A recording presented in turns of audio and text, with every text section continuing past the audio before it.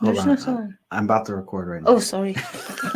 AI is reprogramming humans, and there is no turning back. Humans are no longer the apex predator. It's AI plus human organization that have dominion. Global industry is being managed and directed by governments and companies that rely on algorithms which are being replaced or augmented by AI. How about electricity, gas, water? Everything's being run by an algorithm that's either augmented are going to be replaced with AI. Why is that? It's because computers do it better. How about Amazon, Alibaba? Do you use those things? Social media, everything is being run by algorithms, which will be augmented or replaced by AI. Us humans are highly influenced by algorithms, which are now being managed more and more by AI. And I say, if you can't beat them, join them. Listen, we can either dread the future or we can lean in and make it something better. You can be a part of this fundamental change in the human species by being an IT professional. You do this by learning how computers work over a network, cloud technologies, and other foundational things to information technology.